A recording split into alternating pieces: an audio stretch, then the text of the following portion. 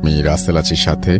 আর শুরু হয়ে গেল ভূত এফএম। আপনাদের সবাইকে স্বাগত জানাচ্ছি ভূত এফএমে আজকে।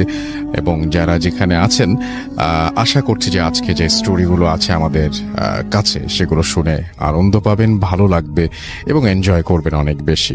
তা এখন যেটা করব সেটা হচ্ছে সরাসরি চলে যাব আমরা আমাদের প্রথম অতিথি হিসেবে আছেন আজকে আফনান ভাই, তার কাছে চলে যাব এবং তার কাছ থেকে একটা ঘটনা শুনে আসবো। আশা করছি যে এই ঘটনাটা আপনাদের অনেক বেশি ভালো লাগবে।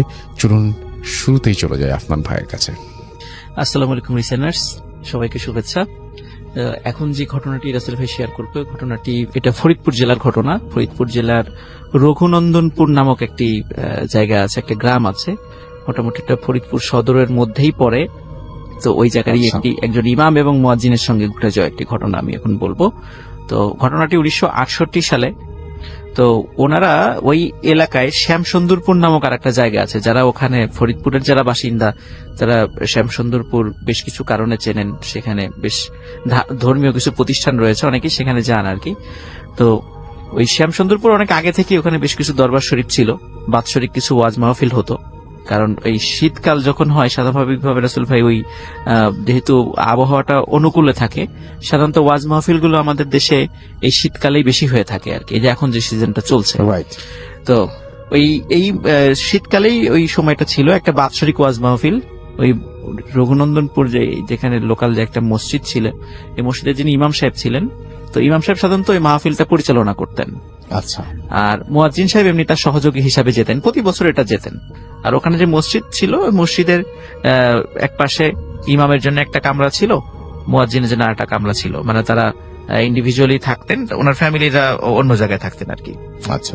তো যেদিন ঘটনা আর কি, ওদিন ওনারা মোটামুটি জোহরের নামাজ পড়েই ওই অঞ্চলে চলে যান, শ্যামসুন্দরপুর চলে যান, যাতে করে আগে থেকে মাহফিলের বন্দোবস্ত আগে থেকে করা যায়।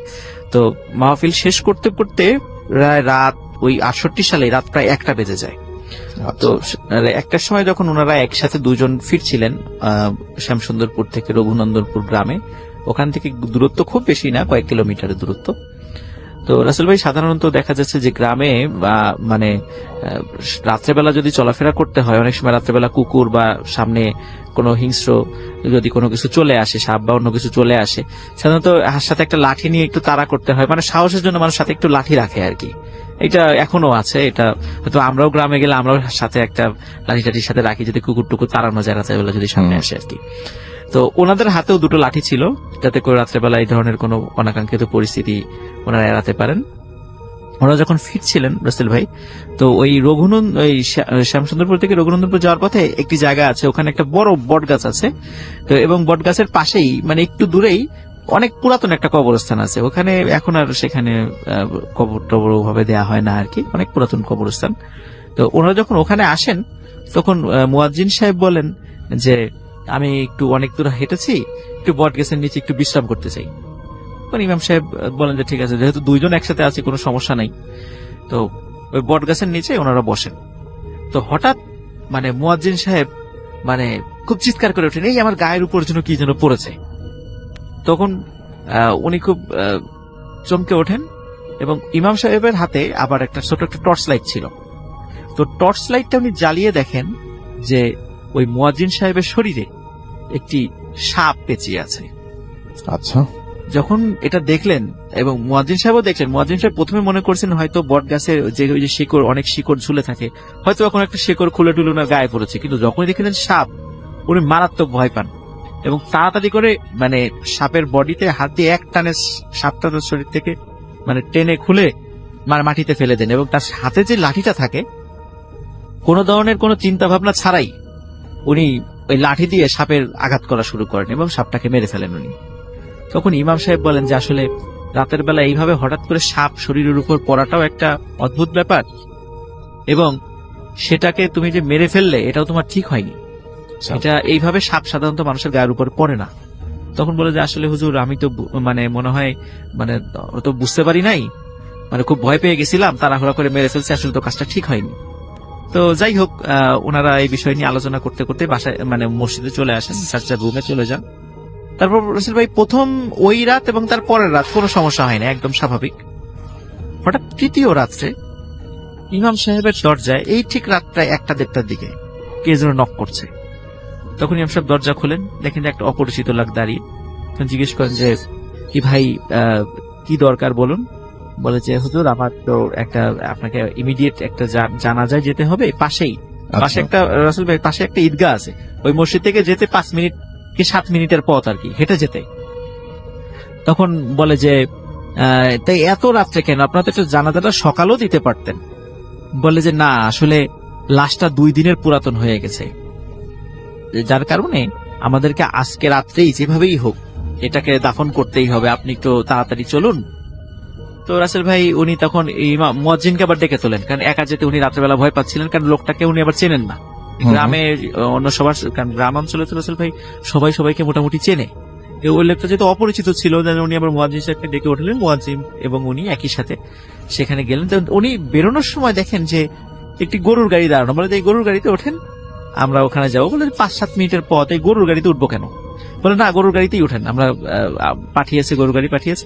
রাসেল ভাই ওই সময় কিন্তু রাস্তা একদম মানে মাটির ছিল, এখন তো সম্প্রতি ওদিক দিয়ে রাস্তা পাকা হয়েছে, কিছুদিন আগেও ওইটা। আর সেই 68 সালের সময় তো বুঝতেই পারছেন কি অবস্থা ছিল ওই সময়। তো যাই হোক, ওনারা গরুর গাড়িতে ওঠেন।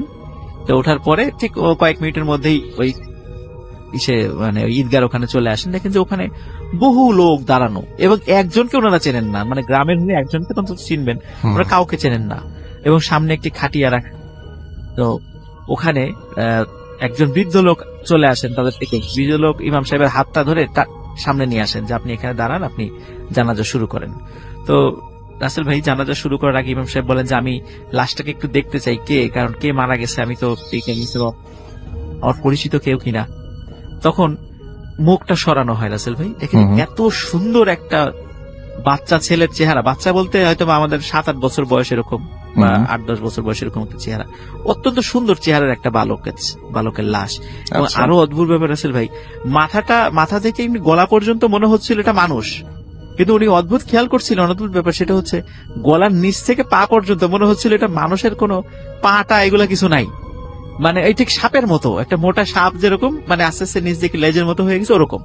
তখন উনি বলেন যে আপনার এটা কি হয়? তখন মুরব্বী বলেন যে এটা আমার ছেলে হয়, কিন্তু ওর পা বা হাত এরকম কেন?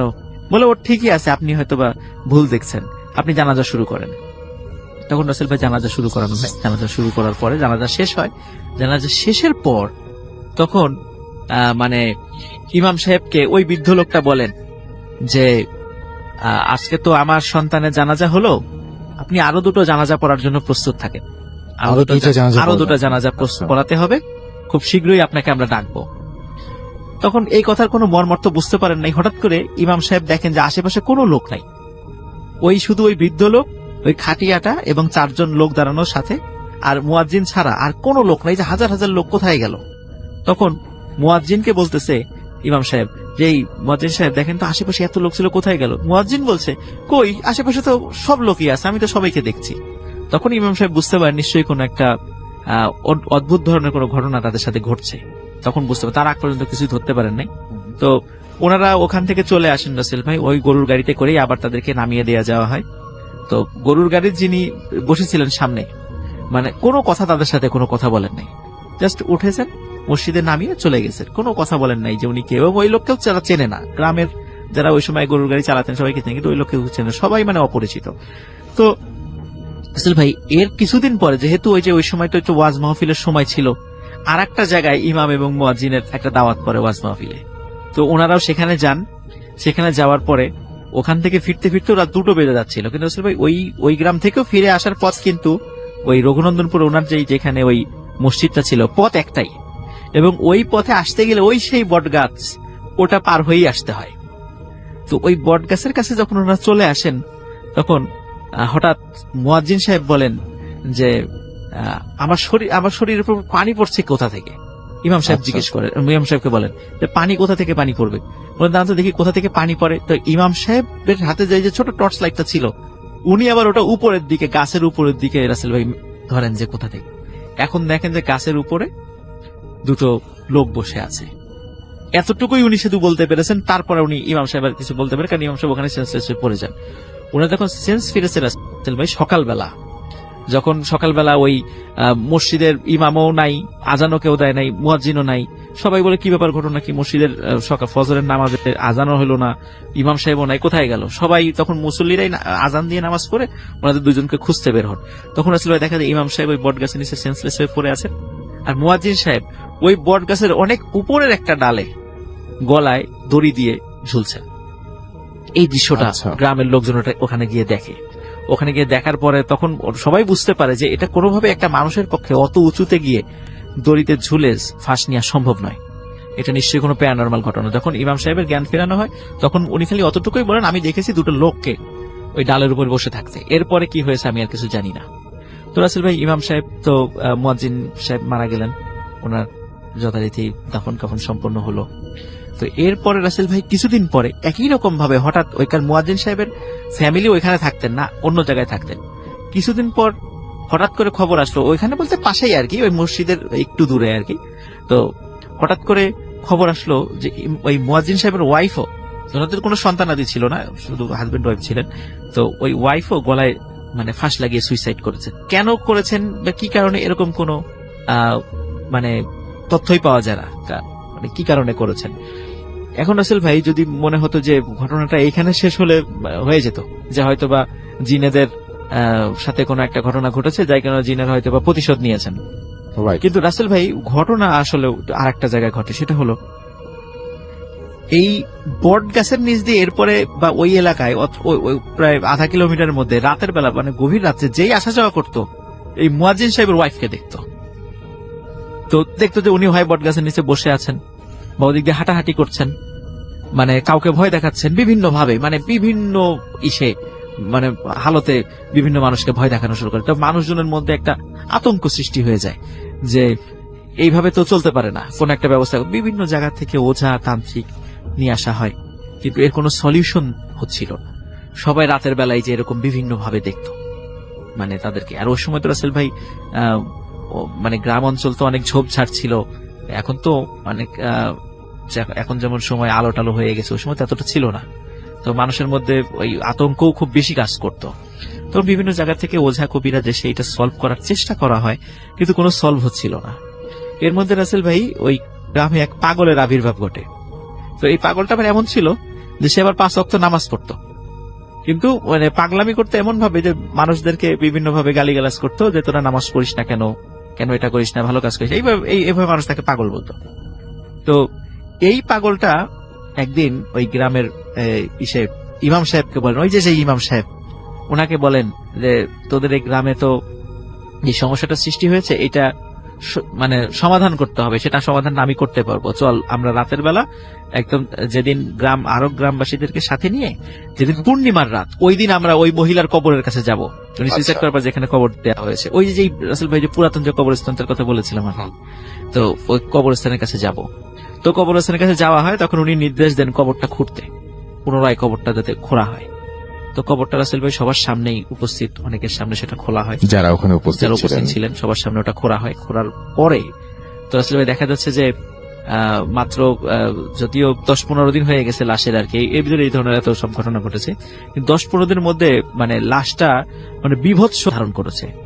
এবং ওই যে ফেসটা মানে এমনিতে তো 10-15 দিনের লাশ তো কেমন হতে পারে আমরা জানি, কিন্তু তারপরেও মানে খুব মারাত্মক মানে ভয়ঙ্কর দেখা যাচ্ছিল তার চেহারাটা, ওই মহিলার চেহারাটা। তো এখানে অদ্ভুত ব্যাপার রাসেল ভাই, মানে সাধারণত মহিলাদের যখন মানে কাফন পরানো হয়, পুরুষদের কাফন থেকে ওনাদেরকে কিন্তু কাপড় একটু বেশি থাকে, তার মাথায় বা শরীরে আর কয়েকটা জায়গায় কাপড় দেওয়া হয়। দেখা গেল ওনার কাফনে কয়েকটা কাপড় নাই। আচ্ছা, মনে হচ্ছে কেউ যেন চুরি করে নিয়ে গেছে বা নাই বা দেয়াই হয় নাই এরকম।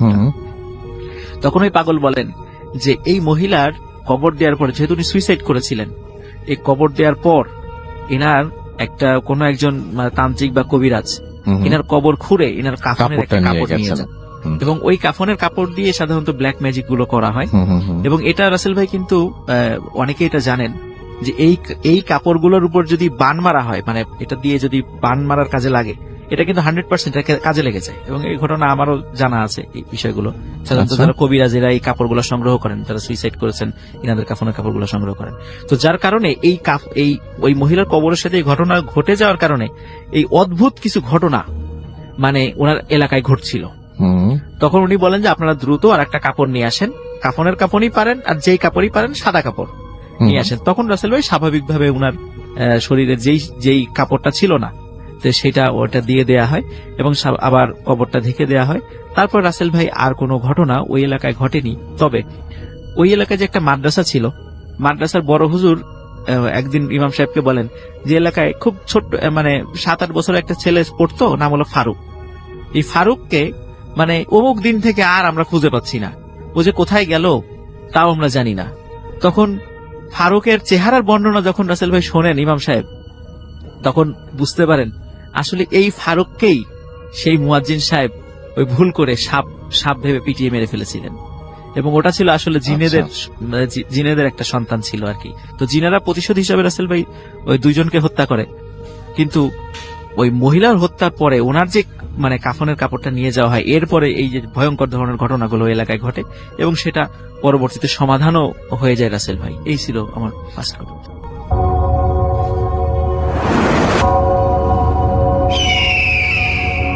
Welcome back. আপনাদের সবাইকে স্বাগত জানাই আমি রাসেল। আশা করছি আপনারা সবাই ভালো আছেন, ভালোর তলে আছেন। আমিও ভালো আছি আর ভালোর তলে আছি। চলে যাব আরও একটি ঘটনায়। যদি ভালো লাগে সাথে থাকবেন। কুল শ্রোতা এবং রাসেল ভাইকে জানাচ্ছি আমার পক্ষ থেকে আন্তরিক শুভেচ্ছা। আমি সোহাগ চক্রবর্তী, যশোর থেকে আপনাদের জন্য আবারও একটি ভয়ানক ঘটনা নিয়ে হাজির হয়েছি।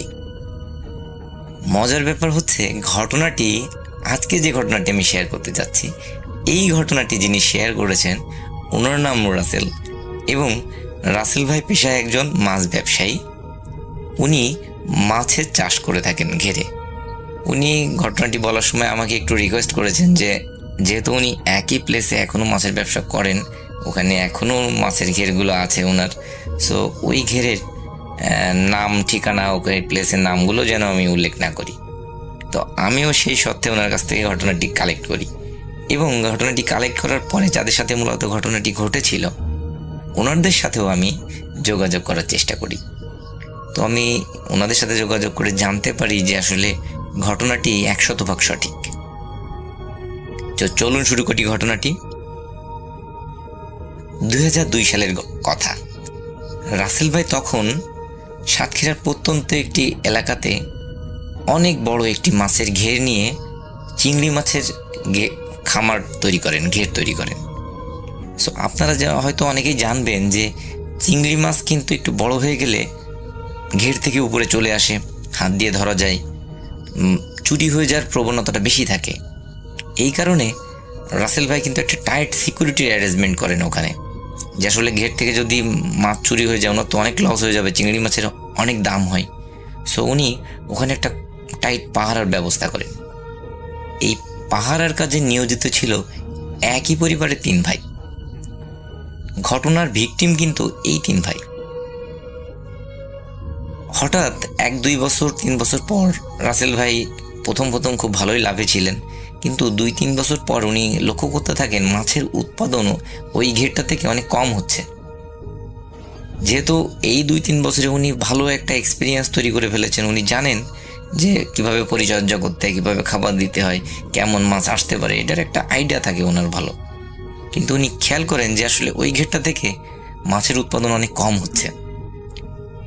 তখন উনি ওই 3 ভাইকে অনেক বেশি প্রেশার দেওয়া শুরু করেন যে আসলে তোমরা নিশ্চিত ডিউটি দিচ্ছ না ঠিকভাবে, যার ফলে মাছ চুরি হয়ে যাচ্ছে, না হলে তো মাছ কম হওয়ার কোনো সম্ভাবনা নাই।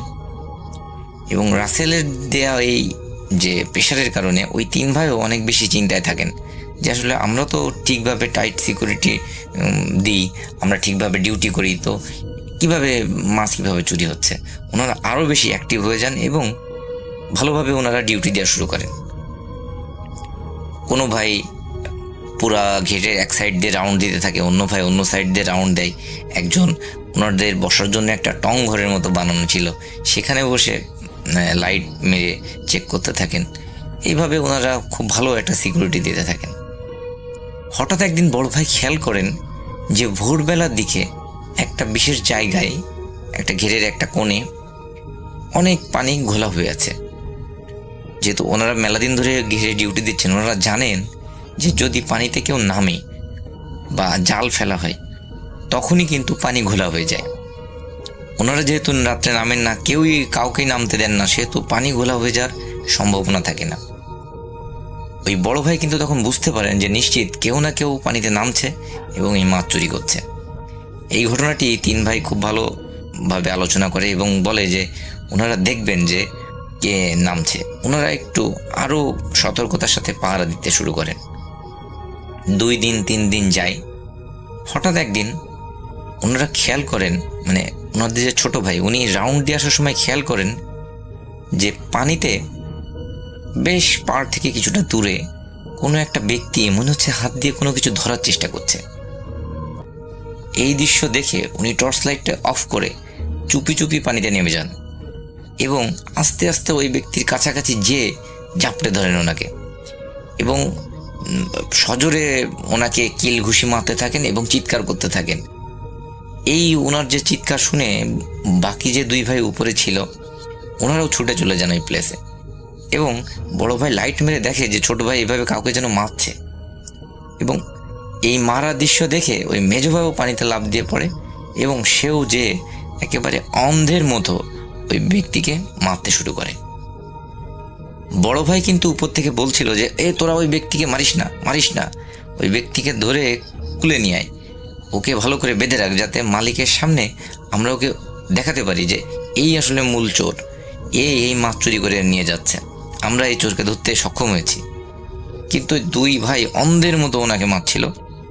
মারতে মারতে মেজো ভাই একটু কষ্ট হয়ে যায়, সে পাড়ে চলে আসে এবং যেই মেজো ভাই পাড়ে চলে আসে ওনারা লক্ষ্য করেন যে পানিতে যদি কোনো কিছুকে বেঁধে হঠাৎ টান দিয়ে পানির নিচে নিয়ে চলে যাওয়া যায়, যে কোনো কিছুকে যেভাবে খুব ফোর্সে পানির ভিতরে চলে যাবে, ওইভাবে ওই ছোট ভাইকে ওই ব্যক্তি টান দিয়ে পানির নিচে নিয়ে চলে যায়। এখানে বলে রাখা ভালো রাসেল ভাই, ওই ঘেরের গভীরতা কিন্তু অনেক বেশি না। যদি ওই ছোট ভাই সোজা হয়ে দাঁড়িয়েও থাকে তাও কিন্তু ওনার বুক পর্যন্ত সর্বোচ্চ পানি হতে পারে, সেহেতু কোনোভাবেই ওনার কিন্তু ওখানে ডুবে যাওয়ার সম্ভাবনা নাই বলতে গেলে চলে। এবং ওই ছোট ভাই ডুবে যাওয়ার পরে ওনারা খেয়াল করেন যে পানির নিচ থেকে, আপনারা হয়তো দেখে থাকবেন যে গ্যাস যদি পানির নিচ থেকে উঠতে থাকে, যেভাবে বুদবুদ হতে থাকে, একটা বড় এরিয়া নিয়ে ওই রকম বুদবুদ উঠতে থাকে। এই দৃশ্য দেখে বড় ভাই এবং ছোট ভাই 2 জন, মানে মেজো ভাই 2 জনই লাফ দিয়ে পড়েন ওখানে, যে ওনারা ওই ছোট ভাইকে খুঁজতে থাকেন। কিন্তু আশ্চর্যজনক ব্যাপার, ওনারা কোনোভাবেই ছোট ভাইকে ওখানে খুঁজে পান না। এরপরে ওনারা পানি থেকে উঠে এসে পুরো ঘেরের এরিয়াটি লাইট নিয়ে ছোট ভাইকে খুঁজতে থাকেন এবং চিৎকার দিলে আশপাশের যে ঘেরের লোকজন যারা ডিউটিতে থাকেন ওনারাও এসে ওনাদের সাথে খুঁজতে থাকেন।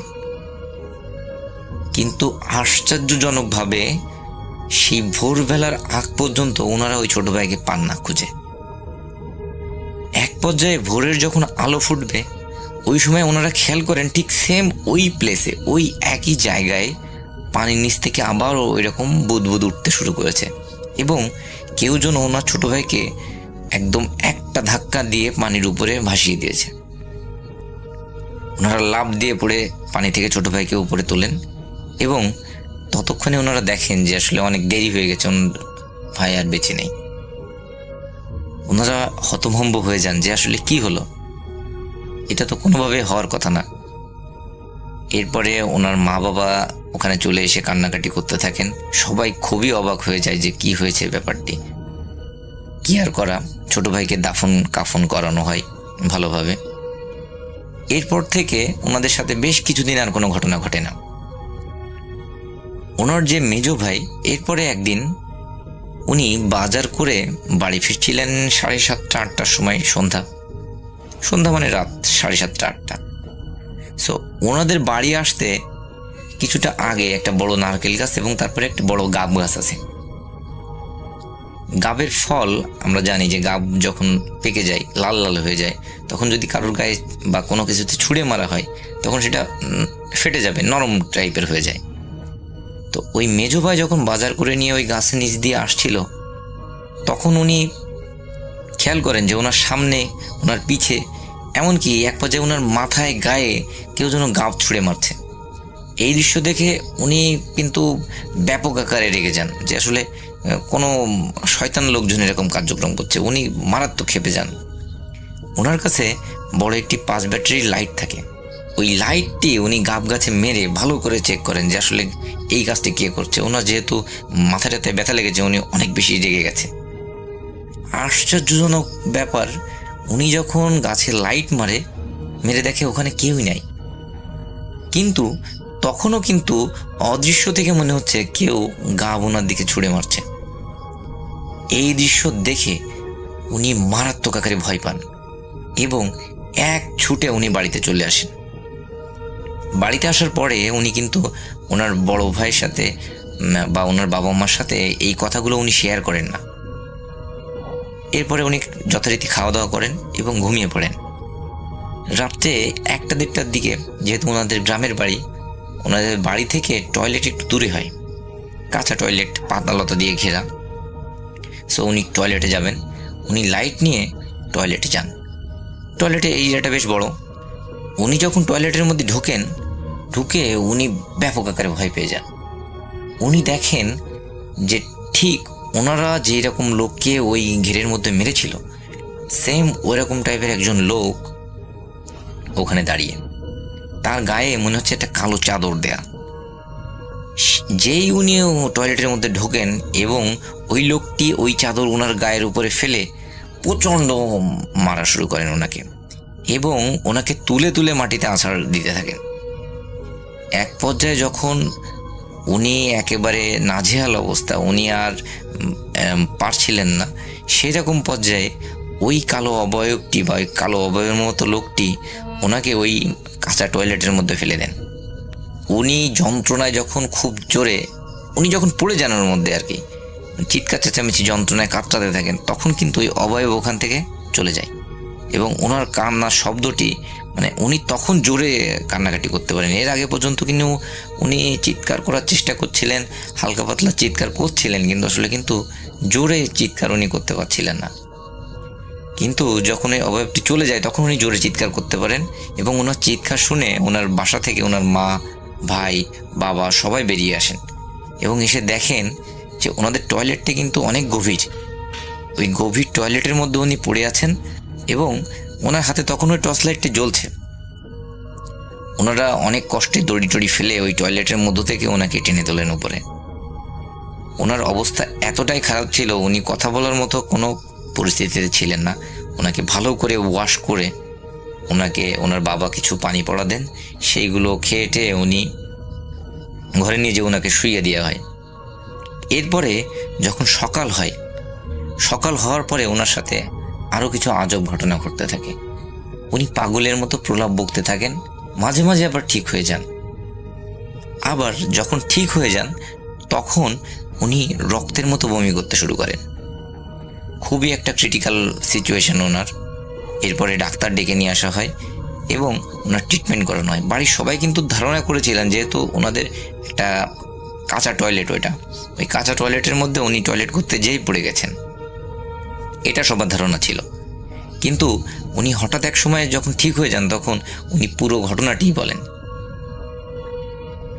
সবাই এই পুরো ঘটনাটি শুনে অনেক বেশি ভয় পেতে শুরু করেন এবং আশপাশের ওনাদের যে প্রতিবেশী ছিলেন তারা বলতে থাকেন যে আসলে ওই ঘেরের আশপাশে এক সময় পিশাচের উপদ্রব ছিল, যারা মানুষের বিভিন্ন রকম ক্ষতি করত, মানুষকে ভয় দেখাতো, বাচ্চাদের মেরে ফেলতো, এরকম বহু ঘটনা ঘটতো।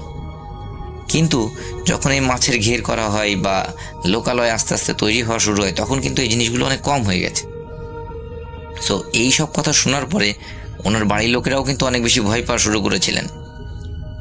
ওনারা একটা কবিরাজকে ডেকে আনেন এবং ওই কবিরাজকে ডেকে এনে কিছু পানি পড়া টড়া তাৎক্ষণিকভাবে দেন, কিন্তু আশ্চর্যজনকভাবে ওই মেজো ভাই সন্ধ্যা 6টা পর্যন্ত বেঁচে ছিলেন। এরপরে হঠাৎ করে উনি রক্তবমি করতে করতেই মারা যান। বাড়িতে একটা শোকের মাতম তৈরি হয়ে যায়, সবাই অনেক বেশি কষ্ট পান, অনেক ভয়ের একটা পরিবেশও হয়ে যায় সাথে সাথে। এরপরে ওই মেজো ভাইকে দাফন কাফন করে দেওয়া হয়। মেজো ভাইকে দাফন কাফন করে দেওয়ার পরে বড় ভাইয়ের ভিতরে কিন্তু একটা আতঙ্ক তৈরি হয়ে যায়। তিনি আর ওই মাছের ঘেরের ওই যে পাহারা দেওয়ার যে কাজ, ওটি আর করতে যান না। উনি পার্শ্ববর্তী গ্রাম থেকে একটা ভালো কবিরাজ দেখিয়ে সেখান থেকে তাবিজ টাবিজ অনেক কিছু নিয়ে আসেন এবং উনি ওই বাড়ির যে ওনাদের জমি ছিল সেইগুলো চাষবাস করতে থাকেন। উনি আর ওই পেশায় ফিরে যান না। দীর্ঘ 1-1.5 মাস 2 মাস পার হয়ে যায়, ওনাদের সাথে আর কোনো ঘটনা ঘটে না। হঠাৎ একদিন ওই বড় ভাইয়ের যে স্ত্রী, উনি রাত্রে 11টা-12টার দিকে বাইরে বাথরুম করতে আসবেন। যেহেতু ওনাদের গ্রামে বাড়ি, ওনাদের এমনিতেই অনেক সাহস ছিল, উনি একটা হেরিকান জ্বালিয়ে বাইরে চলে আসেন এবং বাথরুম করতে থাকেন। বাথরুম করে উনি যখন ফিরছেন তখন উনি খেয়াল করেন ঘরের ভিতরে যেন সাদা, আমরা যখন দেখবেন যে কোথাও কোনো শিল্পীরা স্টেজে পারফর্ম করছে তখন যেমন সাদা ধোঁয়া দেওয়া হয়, ওই টাইপের একটা সাদা ধোঁয়া, কিন্তু ওই ধোঁয়াগুলো তো চারিদিকে ছড়িয়ে পড়ে। এই ধোঁয়া কিন্তু ওইভাবে ছড়িয়ে পড়ছে না, একটা নির্দিষ্ট শেপের মতো, পাতলা একটা নির্দিষ্ট শেপের মতো। সে একদম সুন্দর করে দরজার যে ফাঁকা ওইটা দিয়ে ঘরের মধ্যে চলে যাচ্ছে। এই দৃশ্য দেখে উনি অনেক বেশি ভয় পান এবং মনে করেন যে ওনার স্বামীর হয়তো কোনো বড় ক্ষতি হয়ে যেতে পারে। উনি ছুটে এসে ধাক্কা দিয়ে দরজা খুলে ফেলেন, কিন্তু দেখে ঘরের ভিতরে আসলে কিছুই নাই, কোনো সমস্যা নাই। উনি হেরিকেনটা বেডের পাশে নিয়ে যে দেখেন যে ওনার স্বামী শুয়ে আছে, ঘরের মধ্যে কিছুই নাই, কোনো রকম খারাপ কোনো পরিবেশ না। উনি বেডের পাশে হেরিকেনটি জ্বালিয়ে রেখে উনি শুয়ে পড়েন পাশে। উনি কত সময় ঘুমিয়েছেন ঠিক জানেন না। হঠাৎ ওনার ঘুম ভেঙে যায় যে ঘরের বাইরে মনে হচ্ছে খুব ধাপাধাপি শব্দ হচ্ছে, মনে হচ্ছে কোনো ব্যক্তি প্রচুর প্রহর করছে, ধরে ধরে তুলে তুলে আছাড় মারছে। যেহেতু ওনাদের মাটির বাড়ি, ওনারা ওই ভাইব্রেশনটা ফিল করতে পারছিলেন বেডের উপর থেকে।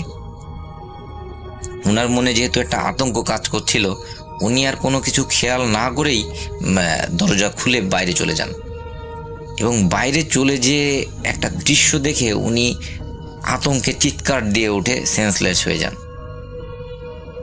ওনার চিৎকার শুনে ওনার মা বাবা, যারা আর কি বড় ভাইয়ের মা বাবা ছিল, তারাও চলে আসেন। তারাও ওই অদ্ভুত দৃশ্যটি এসে সবার সামনে দেখতে পান। ওনারা দেখেন যে কালো একটি অবয়ব, যার কোনো হাত নাই, পা নাই, চোখ নাই, মুখ নাই, কিচ্ছু নাই, সে ওই বড় ভাইকে তুলছে, আছাড় মারছে এবং হাত ধরে এক মাথা থেকে উঠানের অন্য মাথা টেনে নিয়ে যাচ্ছে, আবার অন্য মাথায় চেলে ফেলে দেওয়ার মতো দিচ্ছে। এই দৃশ্য দেখে ওনারা আরও জোরে চিৎকার করেন এবং ওনাদের চিৎকার শুনে ওনাদের প্রতিবেশীর 2-1 বাড়ি থেকে লোকজন হারিকেন নিয়ে চলে আসে ওদের বাড়িতে। যেই ওই সবাই চলে আসে আলো নিয়ে, তখন ওই অবয়ব আর ওখানে থাকে না, তখন সে চলে যায় ওখান থেকে। এরপরে ওই বড় ভাইকে ওখান থেকে উদ্ধার করা হয়, ওনাকে ঘরে নিয়ে এসে ভালো করে পরিষ্কার পরিচ্ছন্ন করে আবার বেডে শুইয়ে দেওয়া হয়। কিন্তু ওনার মুখ ডান দিকে বাঁকা হয়ে যায় এবং উনি ডান হাতে আর কোনো সেন্স থাকে না, উনি প্যারালাইজডের মতো হয়ে যান ডান হাত। এরপরে ওনারা আবার কবিরাজকে ডেকে নিয়ে আসেন এবং এক ডাক্তারকে নিয়ে আসেন। বড় ভাইয়ের ট্রিটমেন্ট চলে, কবিরাজও ট্রিটমেন্ট করতে থাকেন, কিন্তু ওনার প্রোগ্রেসটা খুব স্লোভাবে হয়। কবিরাজ অনেক কিছু শুনে, সকলের কথাবার্তা শুনে ওনাদের বাড়ি পরপর 3 দিন আসেন এবং ওই কবিরাজ সাথে করে একজন মৌলানাকে নিয়ে আসেন, যিনি 3য় দিন এসে ওনাদের বাড়ির চারিপাশে বোতলের মধ্যে কিছু একটা লিখে ভরে বাড়ির চারিপাশে পুঁতে দিয়ে যান। এরপর থেকে ওনাদের দ্বৈত ট্রিটমেন্টে উনি আস্তে আস্তে সুস্থ হতে থাকেন। কিন্তু সুস্থ হলেও উনি কিন্তু ওই এক পাশে খুঁড়িয়ে হাঁটেন, একটা হাত প্যারালাইজ থাকে এবং মুখ এক সাইডে বাঁকা হয়ে থাকে। উনি যখন একটু সুস্থ হয়ে যান তখন সবাইকে ওই রাতের ঘটনাটি বর্ণনা করেন। উনি বলেন যে উনি হঠাৎ ঘরের মধ্যে ঘুমিয়েছিলেন, কোনো প্রবলেম না, হঠাৎ উনি খেয়াল করেন যে ঘরের তাপমাত্রা অনেক ঠান্ডা হয়ে যাচ্ছে, মনে হচ্ছে একটা শীতল বাতাস এসে ওনার গায়ের উপর দিয়ে চলে যাচ্ছে পর্যায়ে এত বেশি ঠান্ডা লাগতে শুরু করে, উনি কাঁথা খোঁজার জন্য উঠে বসে উনি খেয়াল করেন যে ওনার সামনে বড় একটা শেপের কোনো মানুষের মতো কিছু একটা দাঁড়িয়ে আছে, যেটি সাদা, সেটি কিন্তু কালো না, সাদা। এবং সে এক টান দিয়ে হঠাৎ ওই বড় ভাইকে রুমের বাইরে নিয়ে যায় এবং বাইরে নিয়ে গিয়ে ওনাকে প্রচণ্ড প্রহার করা শুরু করেন, ওনাকে ধরে মাটিতে আছাড় মারেন। উনি যখন আর পেরে উঠছিলেন না, ওনার গায়ে যখন আর বল ছিল না প্রতিহত করেন, তখন উনি শুনতে পান যে তোরা আমার ভাইকে মেরেছিস, আমার ভাইকে আহত করেছিস, তোদের কাউকে আমরা আর বাঁচিয়ে রাখবো না। এইটুকু উনি সর্বোচ্চ শুনতে পান। এরপরে উনি সেন্সলেস হয়ে যান। এই কথা শোনার পরে কবিরাজরা ওনাকে অনেক তাবিজ দেন, ওনাকে অনেক পারনি পড়া দেন, বাড়িগুলো বন্ধ করে দেন এবং ওনার সাথে একটা লাল কাপড়ের মধ্যেও কিছু জিনিস লিখে ওনাকে বলেন যে ওনার মাজায় হোক বা গলায় হোক বা যে কোনো জায়গায় এই জিনিসটা লাল কাপড়ে এইভাবেই রাখার জন্য। যতদিন উনি এটা ঠিকভাবে রাখতে পারবেন, আশা করা যায় ওনার কোনো সমস্যা হবে না। ওই বড় ভাই রাসেল ভাই এখনো বেঁচে আছে।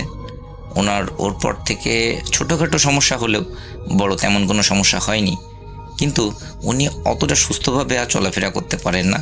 উনি উপার্জনক্ষম অবস্থায়ও আর তেমন একটা নাই।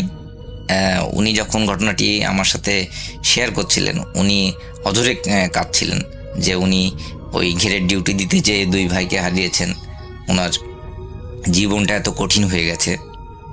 সো এটি ছিল আমার ঘটনা রাসেল ভাই।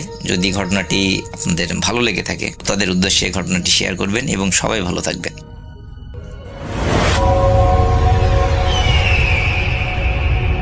আফনান ভাই সেকেন্ড ঘটনার জন্য অনেকে অপেক্ষা করছেন। এখন যে ঘটনাটি প্লে করব সেটি হচ্ছে আফনান ভাইয়ের সাথে, মানে আফনান ভাইয়ের শেয়ার করা একটি ঘটনা। আশা করছি যে এই ঘটনাটি আপনাদের ভালো লাগবে। তো আমি প্লে করব সেই ঘটনাটি এবং আশা করছি যে এই ঘটনাটিও আপনাদের ভালো লাগবে। চলুন শুনে আসি। এখন যে ঘটনাটি আপনাদের সাথে শেয়ার করব, এই ঘটনাটি আমাদেরকে যিনি পাঠিয়েছেন তার নাম সাবির। ওনার বাড়ি ভারতের পশ্চিমবঙ্গ রাজ্যের উত্তর 24 পরগনা জেলার রায়পুর গ্রামে। তো মূলত ঘটনাটি যেই গ্রামের, উনি গ্রামের নামটি প্রকাশ করতে নিষেধ করেছেন। ঘটনাটি ওনার দাদার মুখ থেকে শুনেছিলেন।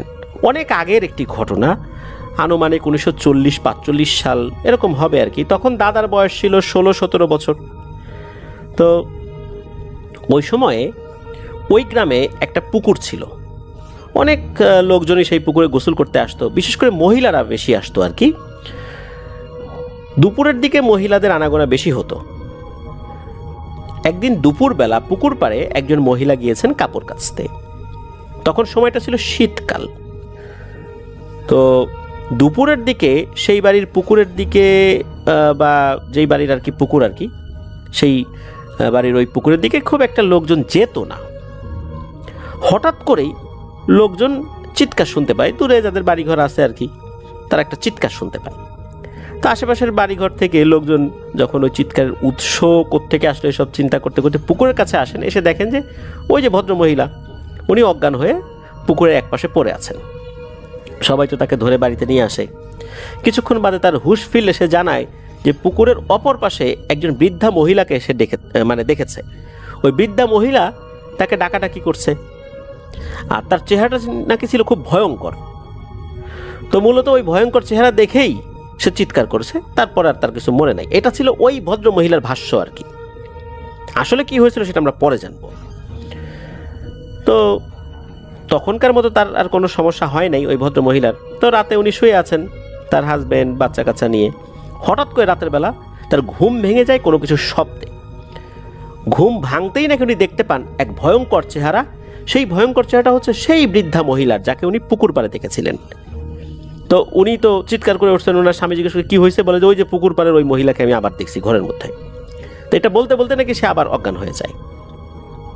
এরপর তার জ্ঞান ফেরানো যায় নাই। তার জ্ঞান ফিরেছে পরের দিন সকালবেলা। সকালে ঘুম থেকে ওঠার পরই তার বমি শুরু হয় আর ডায়রিয়া। তখনকার সময় হসপিটাল তো এত অ্যাভেলেবল ছিল না। এখন তো বিভিন্ন স্বাস্থ্য কমপ্লেক্স হয়ে গেছে বিভিন্ন জায়গায়, কিন্তু তখন কিন্তু এতটা অ্যাভেলেবল ছিল না। তখন তো ব্রিটিশ পিরিয়ড চলছে, যোগাযোগ ব্যবস্থাও তো এতটা ভালো না। আর গ্রামের রাস্তাঘাট তো কেমন হয়, বিশেষ করে ওই সময় প্রেক্ষাপটে বুঝতেই পারছেন। উনি ভেষজ কিছু ওষুধ খেয়েছিলেন, গাছগাছরা কিছু ওষুধ খেয়েছিলেন, কিছুটা সময় উনি স্বাভাবিক ছিলেন। বিকাল থেকে আবার সেই একই সমস্যা শুরু হয়। তো বাড়ির সবাই ভাবে তার নিশ্চয়ই কলেরা হয়েছে, ওলা ওঠা যেটাকে আমরা বলি আর কি, এটা হয়েছে। আর এটা কিন্তু তখন একটা মহামারী রোগ হিসেবে ধরা হতো। কোনো গ্রামে কলেরা হলে গ্রাম একদম সাফ হয়ে যেত, মানুষ মরতে মরতে। রাতের বেলা, বিশেষ করে সন্ধ্যার পর থেকে এবার শুধু বমি নয়, রক্ত বমি শুরু হয়েছে, আর ডায়রিয়া তো আছেই। তো বাড়ির লোকজন আর চুপ না থেকে, ভেষজ চিকিৎসার প্রতি নির্ভরশীল না থেকে ওনাকে অনেক দূরের একটি হসপিটালে নিয়ে গেছেন ওই রাত্রেই। তো ডাক্তার দেখে কিছু বলতে পারে না, বলে যে কলেরা না, তো তার কলেরা দেখে মনে হচ্ছে না, আবার মনে হচ্ছে কলেরা, কিন্তু এখন এখানকার ট্রিটমেন্ট যেটা আছে এটা তার জন্য উপযোগী না, আপনারা অন্য কোনো জায়গায় নিয়ে যান, ভালো কোনো হসপিটাল। এখন তারা কোথায় নেবে ওই সময়ের প্রেক্ষাপটে? তো ডাক্তার যে ওষুধগুলো দিয়েছেন সেগুলো নিয়ে তাকে বাড়িতে নিয়ে আসা হয়। ওই দিন রাত্রেই অতিরিক্ত রক্তবমি হতে হতে ওই মহিলা মারা যান। তো মানুষজন সেটাকে আসলে খুব যে বেশি অন্যরকম মনে করছেন তা না, কারণ এরকমটা হতেই পারে। কেউ মরে গেছে, মানে কেউ বলছেন যে এটা কলেরাতে মরছে, কেউ বলে আরে না, কত ধরনের সমস্যা হইতে পারে না মানুষের, এই জন্য হয়তো মারা গেছে। পরদিন জোহর বাদ ওনার দাফন কাফন করা হয়। ওনাকে কবরস্থ করার পর ঘটে আরেকটি ঘটনা। তো কবর দেওয়া হয়ে গেলে যে যার বাড়িতে চলে যায়। হঠাৎ করে শোনা যায় গ্রামের শেষের দিকে এক বাড়ির মহিলা রক্তবমি করছে। তো রক্তবমি করতে করতেই তিনি মারা যান। তার আর কথা বলার আর বেশিক্ষণ সময় হয় নাই। এবার সবার মনে একটা ভয়ের ছাপ যে না, তো এটা তো কলেরা না, রক্তবমি করতে করতে মারা যাচ্ছে, নিশ্চয়ই অন্য কিছু। তো ওই রাত্রেই তাকে কবরস্থ করা হয়। সেই রাত্রে আর কোনো অসুবিধা হয় নাই। পরের দিন সকালবেলা শোনা যায় গ্রামের শেষের দিকের আর একটা বাড়িতে আর একজন মহিলা রক্তবমি করছে। এবার লোকজন বিষয়টা স্বাভাবিক মনে না করে সবাই সিদ্ধান্ত নেন যে গ্রামের একজন মাওলানা রয়েছে, তার নাম হচ্ছে আব্দুল হাই মাওলানা, তার কাছে যাবেন। উনি অনেক পরহেজগার মানুষ ছিলেন, ওনাকে সবাই খুব সম্মান এবং শ্রদ্ধা করতেন। সবচেয়ে বড় কথা হচ্ছে উনি সপ্তাহের 5 দিন বাড়িতে থাকতেন না। এর কারণ হিসাবে শোনা যায় যে উনি নাকি এই 5 দিন জিনদের দেশে থাকতেন, তাদেরকে কোরআন শেখাতেন। আর উনি এটা কোথায় কিভাবে যেতেন এটা কেউ আসলে ওইভাবে কেউ জানতেন না, যে কিভাবে উনি যেতেন, কে নিয়ে যেত। উনি এতটুকুই বলেছেন যে উনি জিনদের দেশে যান, এটা করেন আর কি। উনি কবিরাজি বিদ্যায় বেশ পারদর্শী ছিলেন। অনেক বাড়িতেই উনি গিয়েছিলেন ট্রিটমেন্ট করার জন্য। তো দুর্ভাগ্যবশত ওই সময় উনি বাড়িতে ছিলেন না। তো ওনার বাড়িতে গিয়ে জানতে পারা যায় যে উনি আরও 2 দিন পরে ফিরবেন। তো যাই হোক, গ্রামের লোকজন সবাই চলে আসে, ভাবতে থাকে যে এইভাবে চলতে থাকলে তো গ্রামের মানুষ মরে সাফ হয়ে যাবে, কিন্তু কিছুই করার ছিল না।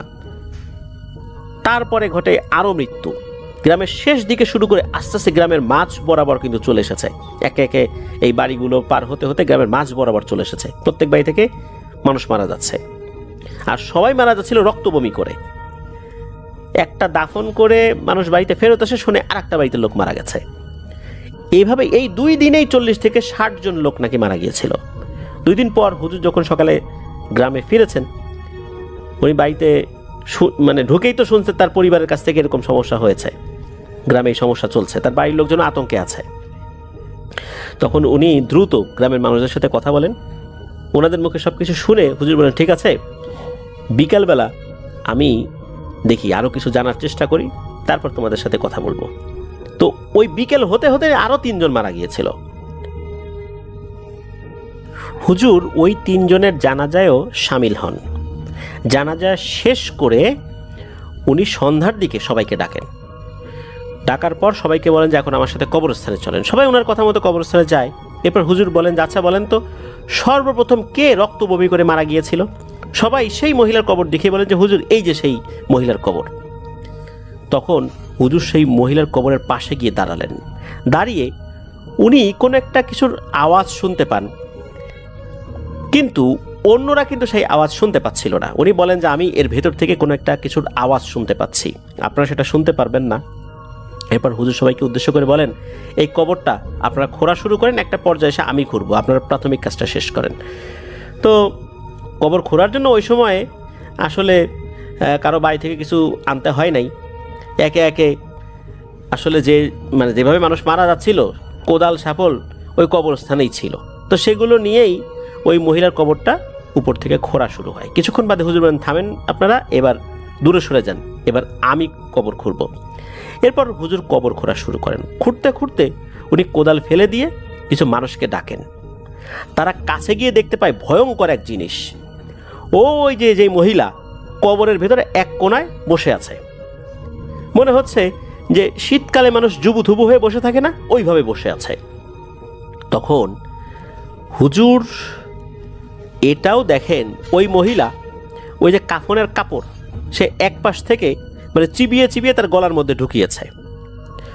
এরপর হুজুর তাড়াতাড়ি করে সেই মহিলার উপর কোরআনের কিছু আয়াত তেলাওয়াত করে ফু দিতেই সেই মহিলা চিৎকার করে ওঠে।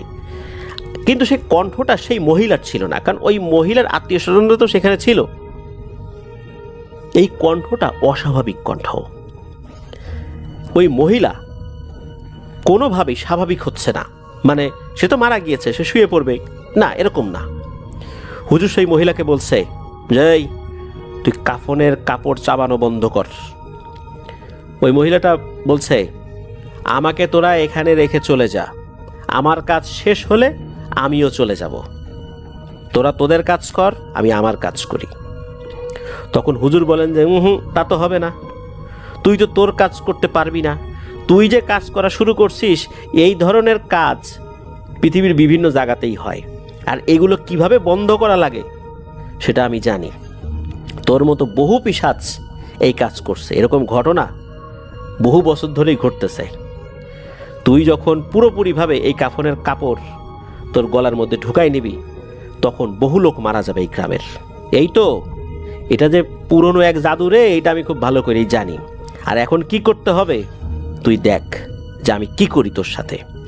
এই বলে ওই হুজুর ওই মহিলাকে ধাক্কা দিয়ে মাটির উপর ফেলে দেয়, মানে কবরের ভিতরেই। এরপর বুকের উপরে পা দিয়ে কাফনের কাপড়টা তার গলার ভিতরে যতটুকু ঢুকেছিল আর কি, খুব বেশিটা ঢোকে নাই, অল্প ঢুকেছিল, সেটা টান দিয়ে বের করে ফেলেন। আর টান দিয়ে বের করার সাথে সাথে ওই মহিলা একদম নিস্তেজ হয়ে যায়। মনে হলো কবরের ভিতর থেকে দমকা একটা বাতাস হঠাৎ করে বের হয়ে চলে গেল। এই দমকা বাতাস ওই কবরের আশেপাশে যারা ছিল তাদের গায়েও লাগলো।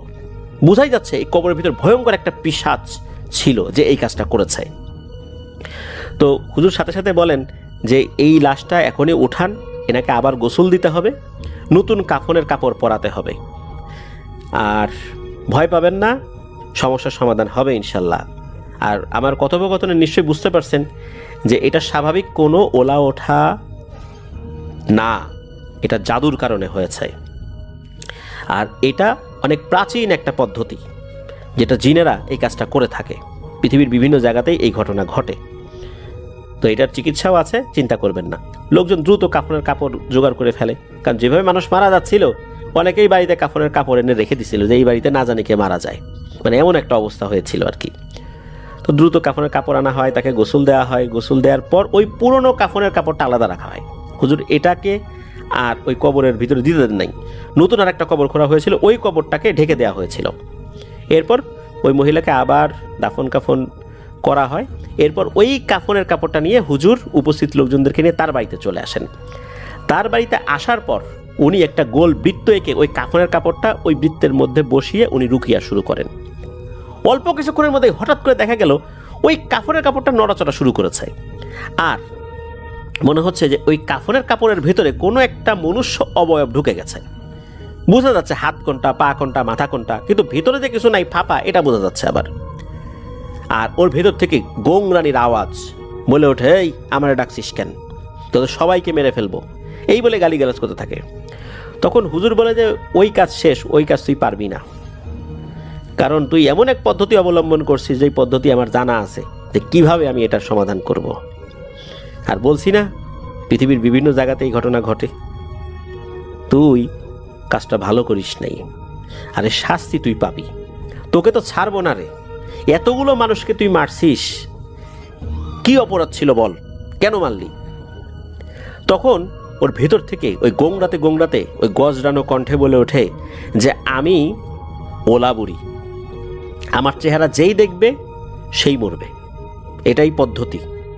কিন্তু আমি মারার জন্য এখানে আসি নাই, আমি ওই পুকুরে নামছি, এক মহিলা কিভাবে যেন আমাকে দেখে ফেলে, তো আমি ওর দিকে তাকাইও নাই, কিন্তু পরবর্তীতে দেখি যে ওই মহিলা আমার দিকে তাকায় ভেংচি কাটতেছে। আমার চেহারা খারাপ, আমার চেহারা বিদঘুটে, সে ভেংচি কাটতেছে। এইটা দেখে আমার খুব রাগ হয়। এরপর আমার চেহারাকে আরও বিভৎস করে ওকে দেখাই। এরপর সে চিৎকার দিয়ে অজ্ঞান হয়ে পড়ে যায়। ও কেন আমাকে ভেংচি কাটলো? আমার কি অপরাধ ছিল? আমি কি ওর কোনো ক্ষতি করার জন্য আসছিলাম ওইখানে? আমি তো তা করি নাই। কিন্তু ও ইচ্ছা করে আমার দিকে ভেংচি কাটতেছে। একজনের চেহারা খারাপ হইতেই পারে, তাই বলে কি তার দিকে তাকায় ভেংচি কাটতে হবে? এই বিষয়ে তোরা কিভাবে ব্যাখ্যা করবি? তখন হুজুর কিছুক্ষণ চুপ করে থাকেন। হ্যাঁ, কথা তো সত্য। তারপরেও এই অপরাধের কারণে তো এত মানুষকে শাস্তি দেয়া যায় না, এটা হুজুর বলেন। তখন বলেন যে তোদের যুক্তি আমাদের কাছে চলে না, আমরা আমাদের যুক্তিতে চলি। যদি কোথাও এই ধরনের ঘটনা ঘটে যায়, তখন আমাদের পদ্ধতি অনুযায়ী ওই পুরো গ্রামে আমরা আক্রমণ করে বসি, যেটা আমি করছি। আর এটার আর একটা পদ্ধতি আছে, সেটা তুই জানিস। তারপরও বলি যে যদি আমাদের মতো কোনো জিনেরা কোনো গ্রামে আক্রমণ করে, প্রথম যে মারা যায় এর কবরের মধ্যে আমরা ঢুকতে পারি, আর ওর লাশের ভিতরে ঢুকে ওর কাফনের কাপড় আমরা খাওয়া শুরু করি। খেতে খেতে পুরোটা যখন শেষ হয়ে যাবে, আস্তে আস্তে পুরোটা শেষ হয়ে যাবে, তার মানে হচ্ছে ওই গ্রামের সব লোক মারা যাবে। এরপর আমরা ওই কবর থেকে চলে যাই। একই সাথে মানুষ মরতে থাকে এবং আমাদের কবরের ভিতরে জাদুবিদ্যার চর্চাটা চলতে থাকে। এইভাবেই আমরা কোনো গ্রামকে শেষ করে দিই। তুই মাঝখানে এসে বাগড়া বাঁধাইছিস। তখন হুজুর বলে যে তুই তো এখন যাইতে পারবি না, তোকে তো আমি আটকায় ফেলছি। যা মারছিস এই লোকগুলোকে তো আর ফেরত আনতে পারবো না।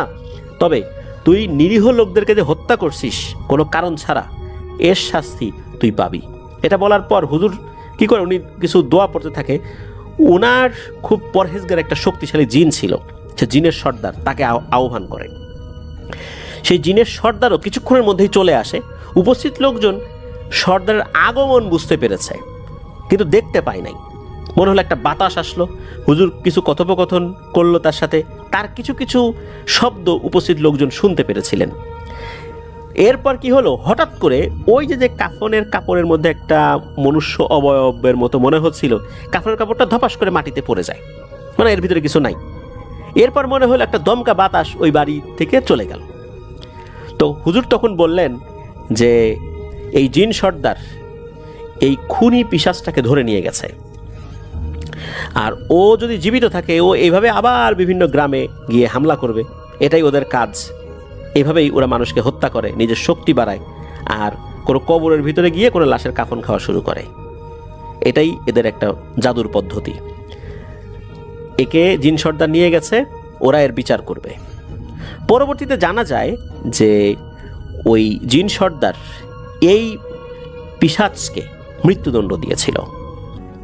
তো এটাই ছিল ঘটনা। আরও একটা ঘটনায় চলে যাব আমরা, এবং এই ঘটনাটা একটা অডিও ক্লিপ।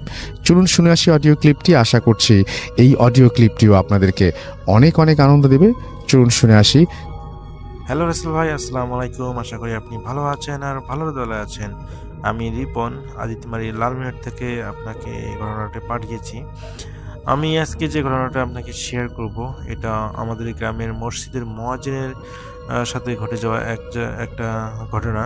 আমরা সবাই জানি যে মসজিদের যারা হলো ইমাম বা মসজিদে যিনি হচ্ছে ব্যক্তি, তিনি আসলে সবার কাছে শ্রদ্ধার পাত্র। তো তারা আমাদের যে অনেক বেশি সাহসী হন, কারণ মাঝরাতের অন্ধকার যখন পুরো দুনিয়ায় ঘুমিয়ে থাকে, তখন তারা একাকী আল্লাহর ঘরে আজান দিতে চান, বিশেষ করে ফজরের সময়। কিন্তু আজ যে ঘটনাটা বলবো, এটা আমাদের এলাকারই একটা ঘটনা, আদিতমারির একটা ঘটনা। তো একজন বৃদ্ধ মুয়াজ্জিন, তার নাম হচ্ছে কাশেম চাচা। তো তার সাথে একটা ঘটনা ঘটেছিল, সেই ঘটনাটা আমি তার কাছে শুনেছিলাম। তো সেই ঘটনাটা আজকে আমি আপনাদের কাছে শেয়ার করব। তো এই ঘটনার পর তিনি টানা 2 মাস বিছানায় পড়েছিলেন। ওনার মুখে দিয়ে রক্ত পর্যন্ত বের হয়েছিল। এখন তিনি আলহামদুলিল্লাহ সুস্থ আছেন, কিন্তু সেই রাতের কথা তুললেও আজও নাকি তার চোখে জল আসে, এতটা ভয়ানক একটা ঘটনা। তো ঘটনায় চলে যাই। ঘটনাটা ছিল একটা শীতের রাতে শেষের দিকে, তখন ফজর হয় বেশ দেরিতে, চারিদিকে কুয়াশা এত ঘন যে হাতের তালু পর্যন্ত দেখা যায় না, এমন একটা অবস্থা। তো কাশেম চাচা নিয়মিতভাবে রাত 4:15 দিকে ঘুম থেকে উঠলেন। প্রতিদিনই তিনি সে সময় করে ওঠেন, বিশেষ করে শীতকালে সে সময়। তো ওনার বাড়ি থেকে মসজিদের দূরত্ব খুবই বেশি না, কাছাকাছি। তো মাঝখানে শুধু একটা পুরনো পুকুর আর একটা বিশাল সারিবদ্ধ বাঁশঝড় আছে। তো রাসেল ভাই, আমি প্রথমে বলে নিই, এই ঘটনাটা আজ থেকে প্রায় 10 বছর আগের। তো ঘটনায় চলে যাই। চাচা, সেই কাসেম চাচা হাতে একটা পুরনো টর্চ লাইট আর জায়নামাজ নিয়ে বের হন। তো কুয়াশার ভিতরে টর্চের আলোটা যেন দেয়ালের মতো আটকে যাচ্ছিল। সে সময় এত বেশি শীত পড়ছিল যে সামনে দেখা যাচ্ছিল না। তো চাচা যখন পুকুর পাড় দিয়ে হাঁটতেছেন, তখন ওনার নাকে একটা অদ্ভুত গন্ধ এলো, পচা গোস্ত আর ধুয়ে ধোয়া মেশানো একটা উদ্ভট গন্ধ। তো সেই চাচা মনে করলেন যে সেই চাচা মনে মনে আয়াতুল কুরসি পড়তেছিলেন। হঠাৎ উনি খেয়াল করলেন মসজিদের মিনারের দিক থেকে কোনো আজান ছাড়াই জিকিরের শব্দ আসতেছে। তো শব্দটা খুব নিচু সরে, কিন্তু মনে হচ্ছে যে হাজার হাজার মানুষ একসাথে যেন জিকির করতেছে।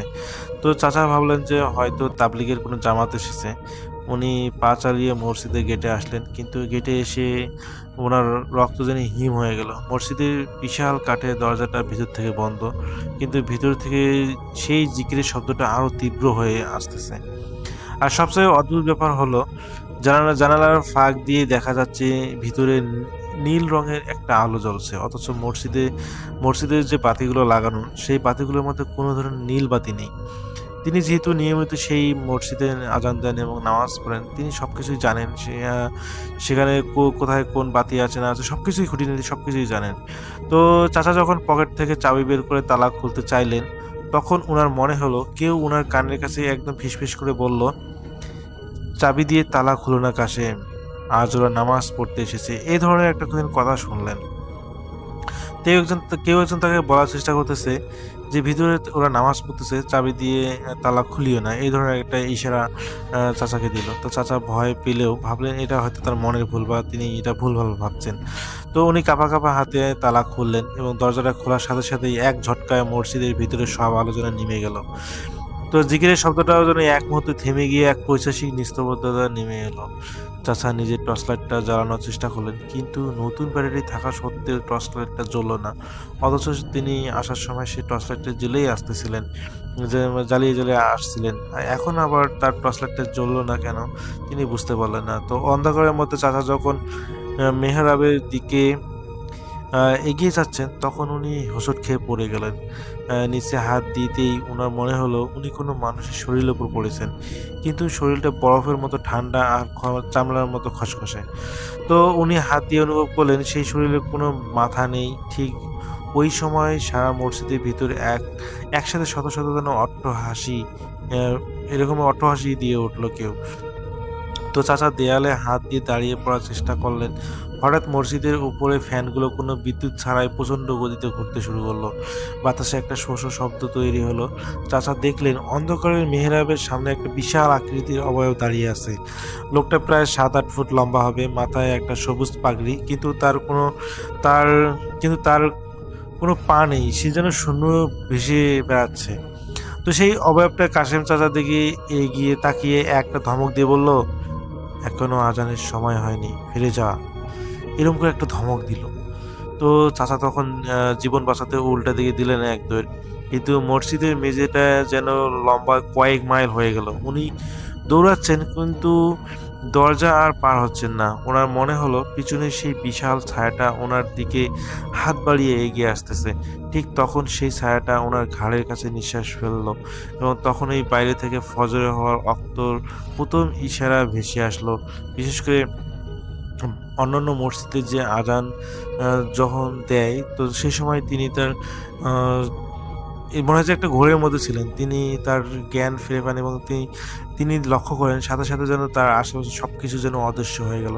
তো কাশেম চাচা মসজিদের বারান্দায় আশ্রে পড়লেন। ঠিক সেই সময় ওনার জ্ঞান হারানোর ঠিক আগ মুহূর্তে উনি দেখলেন মসজিদের উজুখানার পাশে লম্বা লম্বা ছায়াগুলো বাতাসের সাথে মিশে যাচ্ছে।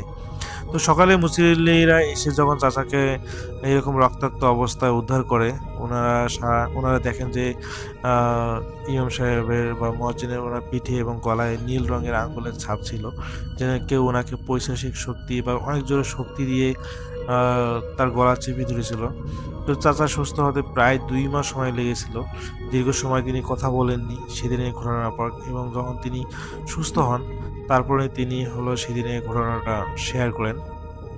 তো উনি এখন সবকিছু ঠিকঠাকভাবে আছেন।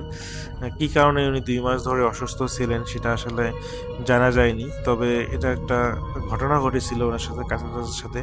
তিনি অনেক দিন সেই মসজিদে নামাজ পড়াতেন, কোনোদিন তার সাথে এই ধরনের ঘটনা ঘটেনি, কিন্তু তিনি যেটা বলেন যে সেদিন হয়তো তিনি তাড়াতাড়ি চলে এসেছিলেন মসজিদে, এবং যার কারণে হয়তো সেই অবয়বগুলো তাকে বারবার মানা করেছিল যে ফিরে যাও, কিন্তু তিনি আসলে মনের ভুল ভেবে যখন তালাটা খোলেন তখনই এই সমস্যা বা সবকিছুই সমস্যা তৈরি হয়।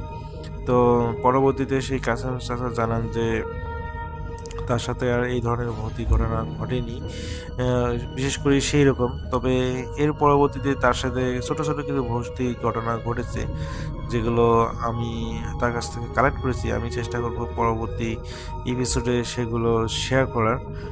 আমার কাছে ঘটনাটা খুবই অদ্ভুত লেগেছিল যে মসজিদের ভিতরে কি আসলেই জিনেরা বা জিন জাতি যারা আছে তারা আসলেই কি নামাজ পড়ে, মানুষের নামাজের ওয়াক্তের আগে কি তারা নামাজ পড়ে।